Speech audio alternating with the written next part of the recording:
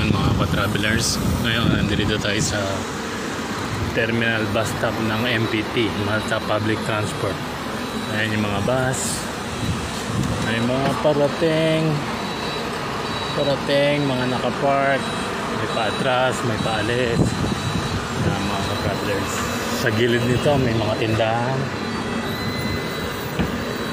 Ayan mga ka-travelers, mga tindahan na katulad niyan, diba? May mga driver na nakasuot ng vest na kulay green. Mga travelers, ito yung Bay 1. Yung mga terminal, malagay A2, mga passenger. Ayan, A4, A5 destination. May mga nakapila papuntang Marsas Loop.